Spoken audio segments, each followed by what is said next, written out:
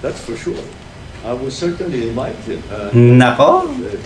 Uh, make all of the efforts available, all of the ways available, the means that we have available to us, to show how sincere that to President Xi Jinping, how sincere we are.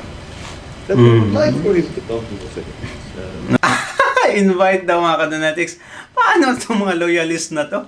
Na ayaw talaga sa China. Anak ko. Isa sa pinakaayaw ng mga loyalista kay Tatay Digong mga kadonatics ay pagiging pro-China daw. Pero ang hindi nila alam, kulang kasi sila sa research. Si Tatay Digong ay neutral lang talaga yan mga kadonatics. Friends with Donald Trump, Xi Jinping, Vladimir Putin. Napaka-neutral talaga ni Tatay Digong. Binisita niya yan lahat mga kadonatics except kay Donald Trump na pumunta talaga sa Pilipinas. Di na kailangan pumunta ng Amerika. Ngayon, ano kaya ang masasabi ng mga loyalist dito mga kadonatics na mismo na si BBM gustong imbitahan si Xi Jinping sa Pilipinas? Come 2026 summit mga kadonatics? Ang gusto kasi ng mga loyalista talaga kay BBM ay anti-China. Gusto nila na makipaglaban talaga tayo sa China at si BBM, ganun din. Anti-China mga kadonatics. Pero anong ginawa niya? Wala naman siyang ginawang maganda mga kadonatics. Like, until now, we are being harassed sa Scarborough Shoal. Sa panahon ni Tatay Digong, nahinto yan lahat mga kadonatics. Nakakabalik yung mangingisda doon. But now, halos araw-araw hinaharas yung mangingisda at yung PCG natin mga kadonatics. Can you imagine that? The difference mga kadonatics is so huge. At eto, pakinggan natin paahayag ni BBM mga kadonatics. Speaking of the job ahead and opportunities, ASEAN aspires to the completion of COC negotiations by 2026, just in time for our chairmanship. How confident are you as the chair that ASEAN and China will be able to meet that deadline? And would Manila accept a COC that is not legally binding? How do you make a treaty legally binding? That I don't know how that's supposed to work. If you sign a treaty, you are expected to be bound by it. I don't know if you would describe it as legally binding. So that I don't think that really enters into the discussion. But that how confident am I? Well, earlier I said that at heart I'm an optimist, and that's really my view. We cannot give up. We cannot say that there's no hope. We cannot nothing's happening. We cannot control. We cannot do this. Once we've done that, we fail, and we cannot fail. Because we have to find a way forward. We have to find a better way of dealing with this. It would be a failure to do the duties that we took an oath to protect and defend the Philippines and its people. And so we just keep trying. Because if this doesn't work, we'll try something else. If that doesn't work, we'll try something else. But we cannot stop. We must continue and continue and continue until we find the solution. Ay, nako mga kadonatics. Kaya hanggang ngayon, palagi na lang tayong naghahanap kung paano isosolve yung pangaharas nila sa Scarborough Shoal, mga kadonatics. At paano bawiin yung isla doon. Maubos na yung term mga kadonatics, kakahanap paano isosolve. Ang ginawa ni Tatay Digong noon, joint exploration. Wala naman tayong magawa mga kadonatics kaysa sila talaga ang mamumuno. Di ba? Ang ginawa ni Tatay doon, joint exploration. May kaugnayan sila sa China. Ngayon, nakabalik mga kadonatics. Nakabalik yung mga mangingisda doon. Nag-stop sila panghaharas sa PCG natin mga kadonatics. It was peaceful. But of course, itong mga makakaliwa, mga kadonatics, mga opposition, sinabi na, hindi pwedeng joint exploration. Dapat, dapat talaga tayo lang. Ngayon, anong mapala natin mga kadonatics kung girahin tayo? Kung ano, di ba? Wala talaga. Napaka-wise yung decision ni Tatay Digong that time. Marcos, naghahanap lang paano i-resolve ang mga kadonatics. Anong nangyari? Ilang years na? 3 years na. Magfo 4 years na siya mga kadonatics. Naghahanap pa rin paano isosolve. Di ba? Napaka-incompetent talaga na leader. Now that is not an easy process by no stretch of the imagination. It's not an easy process. But that's what the process requires of us, and so that is what we will do. Sir, on that note of optimism, assuming the COC is concluded by 2026, do we aspire for Chinese President Xi Jinping to be in Manila for resigning on that? Yes, that would not be bad at all. I would certainly invite him. Invite daw mga kadonatics. Paano itong mga loyalist na to? Na ayaw talaga sa China. Anak ko. Ha? Masisikmura kaya nila mga kadonatics na si Xi Jinping, ha? Pupunta ng Maynila. Ay, ewan ko na lang. Baka manahimik sila or kung totoong anti-China kayo, pag imbitahan yan or imbitahan ni Marcos Jr. itong si Xi Jinping, talagang dapat mag-rally kayo outside sa Malacanang na ihinto ang pag-imbita kay Xi Jinping. Dapat yung mga loyalists, dapat lalabas yan sila.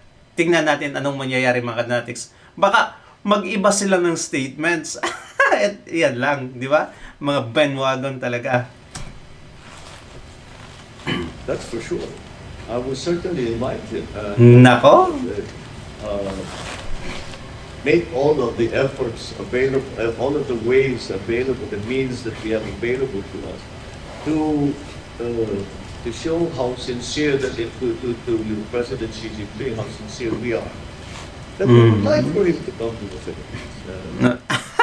Magiging lapdog ka na lang ni Xi Jinping kasi wala ka namang magawa talaga. Wala talaga mga kanatics. He has been to the Philippines before. Yeah! He knows. He has a few friends here in the Philippines also. But Tapos, nung nakarang araw lang mga kadonatics, kahapon, karang araw talaga, 2 days before mga kadonatics, ago pala. Nako, ano yung mga pinagsasabi niya sa ASEAN mga kadonatics? Ay, grabe. Blast. On China mga kadonatics. Tinira niya masyado yung China. Ngayon, I would like to invite him. Ano ba, Marcos?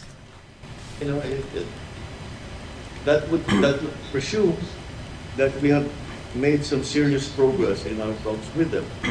And so, if we get to that point where President Xi will actually consider coming to the Philippines, it would mean that we have made significant progress. And that would be a great thing. That would be justice. Great na pala, mga kadonatics. After all, pro-China pa rin. Yung mga pinagsasabi niya na mga banat sa China, it was just for show mga kadonatics para ipahayag sa kanyang mga loyalists na talagang may prinsipyo tayo. Ay, nako. Look at that! Loyalists. Anong masasabi nyo? Comment down below. At nakakahiya mga kadonatics, eto. Si Marcos Jr. Nakakahiya talaga. Bakit? Nung nakaraang araw mga kadonatics, pumunta kasi si Donald Trump sa Malaysia for attending the ASEAN Summit. Ang nangyari, may ugnayan silang na, anong tawag dyan? May ugnayan silang, ang nangyari mga kadonatics, after talks and talks and talks, nako, ginawang zero tariff ang Malaysia at Cambodia mga kadonatics na talaga namang hindi yan mga allies ng Amerika. Habang tayo mga kadonatics, zero talaga sila. Tatlong bansa, Thailand, Cambodia, and Malaysia, zero tariff pa. So it means mga kadonatics, lahat ng mga produktong papasok sa kanilang bansa, hindi sila magbabayad ng tax or something like that. Well, sa atin, hindi man lang bumaba ng 19%, from 19% mga kadonatics, hindi man lang bumaba kahit 1% lang sana ang pagbaba. Tinry niya noon. After kasi bumisita si BBM sa Amerika, nakipag-usap kay Trump, bumaba ng 1% from 20% mga kadonatics, naging 19%. Yun lang yung pinunta niya doon, 1%. Ngayon, ang palasyo, they are planning or they already decided mga kadonatics, I think they already have had a talks na at least man lang mapababa sa 15%. Anong nangyari mga kadonatics? Wala, decline pa rin. Ngayon, sa ASEAN Summit sa Malaysia, I believe nakipag-talk again to si Marcos Jr. kay Donald Trump. Pero walang significant changes mga kadonatics. While zero taripa talaga yung tatlong bansa na na-mention. Ano ang ibig sabihin nito mga kadonatics? Hindi nire-respeto ni Trump itong si Marcos Jr. Hindi talaga mga kadonatics. Kaya nga, sabi ni Trump kay Tatay Digong noon na that guy was very hard to negotiate with. Yes, totoo mga kadonatics. Pag sabihin na Tatay Digong na ito talaga. Kaya respeto si Trump noon mga kadonatics. Best friend pa nga sila, di ba? Tumawag pa nga si Trump sa kanya. Oh, Mr. President, you are doing good with your drugs on countering drugs in your country. Yun pa talagang sinabi mga kadonatics. Eto, wala. Akala ko ba allies tayo? Ally. Akala ko ba, close ties tayo with the Americans. Anong nangyari?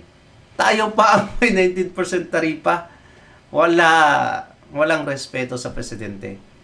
I believe kung sinong magiging presidente for 2028, bababa yung taripa na yan mga kadonatics. That depends on the kind of president we have. If si Inday Sara Duterte, I believe mawawala yan. Di ba? Eto, basahin natin mga kadonatics. Napaka haba na yung mga pinagsasabi ko. Sorry talaga. Pero, ay nako, I got so boosted mga kadonatics. Ito. ArcLight News, 12 hours ago. Ito mga kadonatics, basahin natin Kawawa ang Pilipinas, hindi kasali sa bagong 0% tariff ng Amerika sa ASEAN countries. Nako, opisyal nang inaprubahan ng Estados Unidos ang 0% tariff rate para sa piling produkto mula sa Thailand, Malaysia, and Cambodia na pawang miyembro ng Association of Southeast Asian Nations or ASEAN. Inanunsyo ang desisyong ito nitong Oktubre 28 sa ASEAN Summit sa Kuala Lumpur, Malaysia. Sakop ang kasunduan ang mga produktong aerospace equipment, pharmaceuticals, palm oil, cocoa at rubber na dating pinatawan ng hanggang 19% taripa bago ang bagong polisiya.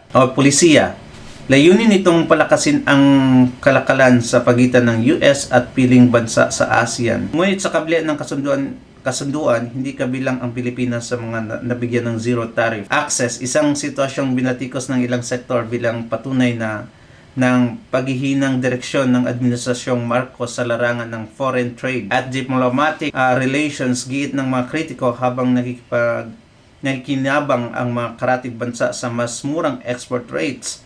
Ang Pilipinas ay patuloy na nahuhuli sa kompetisyon sa ilalim ng kasalukuyang pamahalaan. Talagang nakakahiya si Marcos mga kadonatics. Kawawa ang Pilipinas, hindi kasali sa bagong 0% tariff ng Amerika sa ASEAN countries. Dapat siguro yung mga kampo, anong tawag dyan, balikatan sa Pilipinas mga kadonatics, talagang dapat wakasan na yan. Tanggalin na yung mga American camps or troops sa Pilipinas kasi wala naman talagang napapalayan sila mga kadonatics. Kundi, wala tayong napapala. Kundi, gera lang. Kung andyan yan sila mga kadonatics ay talagang madadamay tayo kasi kung girahin yung Taiwan, ng China. Magre-retaliate itong mga American troops, mga kadunatics, na base sa Pilipinas. Kaya madadamay talaga tayo. Yan talaga. Yan yung mga sinasabi din ng mga eksperto. Saka, look at that. Hindi nga nire-respeto itong ang presidente natin. At least man lang sana sinama. May 3 bansa. Naku, kawawa talaga tayo mga kadunatics. Buti pa yung Cambodia na alam naman natin, mas progresibo tayo mga kadunatics. Ano na BBM? Ano na? Wala ka talagang paki sa mga nangyayari.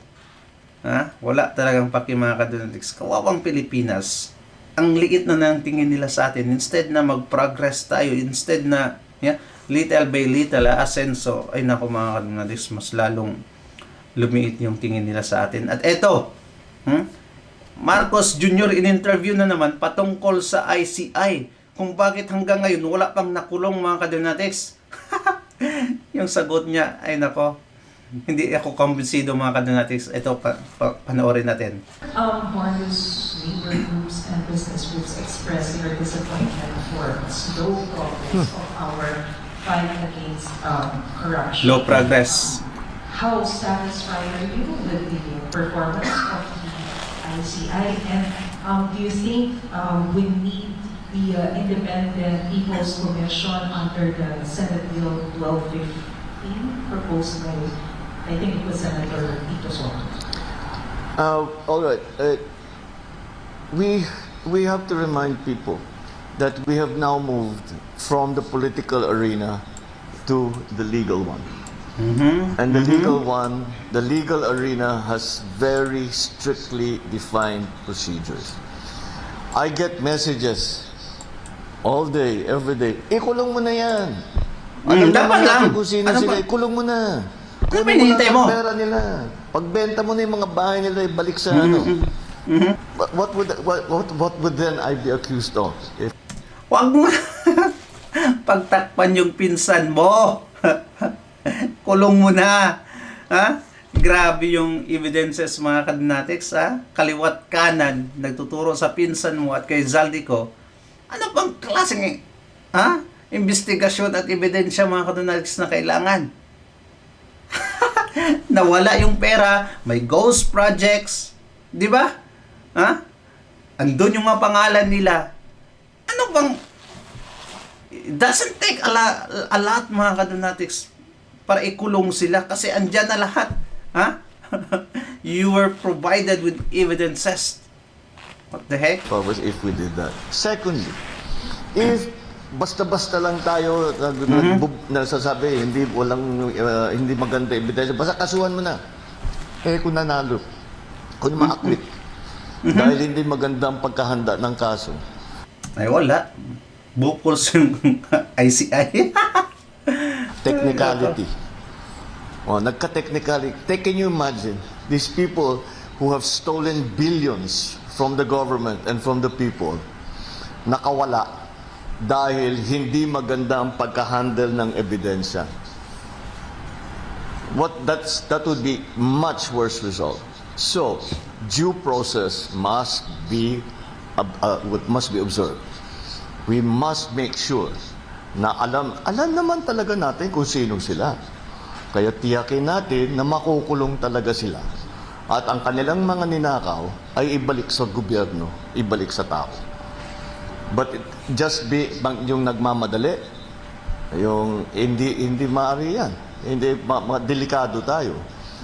Kaya natin sabihin ko sa pulis, dakipin nyo na yan. Basta ikulong nyo, bahala na. Anong mangyayari doon? Sira yung kaso natin and you cannot charge them. Again, there is that principle. Di naman ganun talaga na, ay nako mga kadunatics, anong klase ba yung sagot na yan? Sabihan sa pulis na, takpin na yan, ikulong agad. What? Ay, nako, napaka-shallow talaga yung mga sagot mga kadunatics. Like, andyan na, nakalahad na. Yung ebidensya, ano pa yung kulang? Matatalo? Napaka-weak ng mga authority ng ICI. Akala ko ba powerful yan? Diba? Ninakawan na nga tayo mga kadunatics. Ano pang dapat Nako. Kaya wala talaga. Matatapos na lang yung termino niya mga kadonatics, wala pang makukulong. Promise. Meron siguro mga maliliit na mga contractors, mga kadonatics na ginawang scapegoats nila. Ha? Yun yung mga nagiging ipinain nila mga kadonatics, kinakain na ngayon. Pero yung mga bigger fishes ay wala. Walang matukukulong yan mga kadonatics.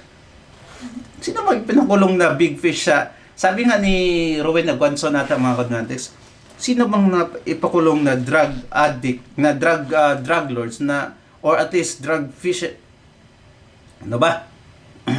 Big fishes mga kadonatics na ipakulong ni Marcos Jr. during his term. Diba? Wala. Full of double jeopardy in the law. So, it's what is more important that we just file cases. Basta sige lang. Remember, nobody has gone to court yet. There's no conviction yet.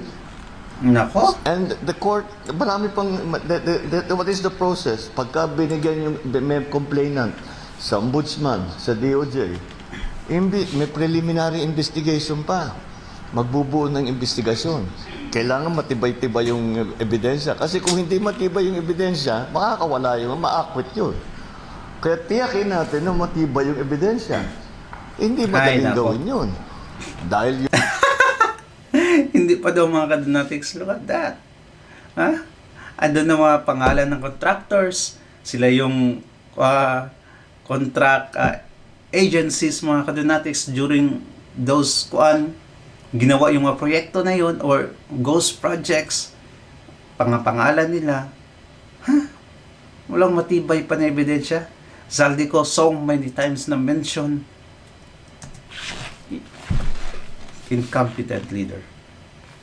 Yung iba, hindi, yung mga witness, yung ating mga resource person, hindi nagsasabi Ambot ng mo. totoo, may mga tinatago, etc. etc. Kailangan ma-extract yun sa kanila, yung impormasyon na yun. Para Ambot gawing mo. ebidensya, para madala sa kung saan man, sa sandigan, sa ombudsman, eto na yung kaso. At malalaman natin na tiyak na makita natin na yung talagang alam natin na gumawa ng katiwalian, na nagnakaw talaga sa gobyerno, ay magbabayad. And magbabayad for, they will pay for it with their liberty, and they will pay for it with treasure that they have taken away from government. I think it's more important puro ka na lang daldal. that we get one chance at this. Isa lang ang chance natin. We cannot waste that opportunity to bring justice to those people, to bring those people to justice, and to bring justice to the Filipino people. So, Ang ganda niya mga pinagsasabi niya mga kadonatics, like ay nako, aside sa pagiging bulol niya minsan mga kadonatics or nag-stutter, ang ganda ng mga sinasabi niya, like talaga typical politicians. Pero ang mga nangyayari, time and time again, sinasabi ko yun sa inyo mga kadonatics na opposite ang mga nangyayari. you want to get it done quickly, or do you want to get it done right? That's the choice that we have. So, Wow. I understand. Right and quickly.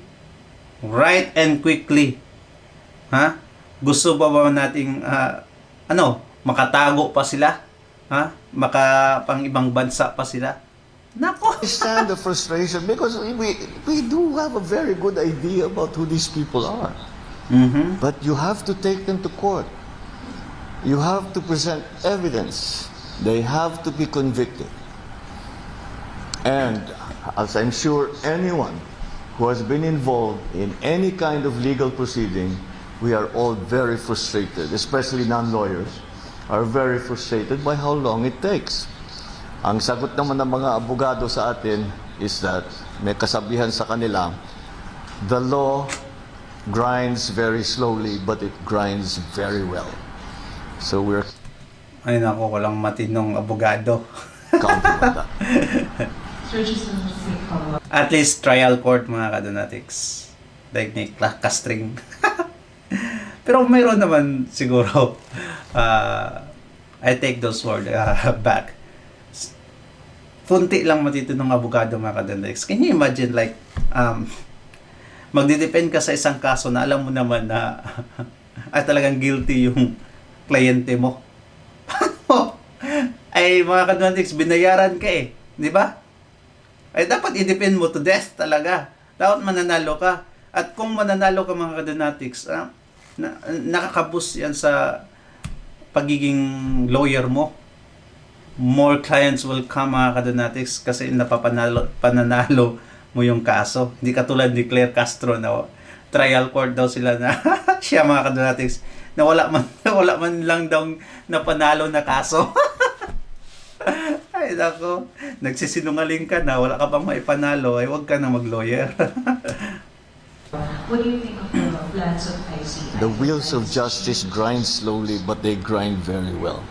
So what do you think of the plan of ICI to live stream their investigation? How will it affect the credibility of the process? I don't think it has an effect on the credibility of the process.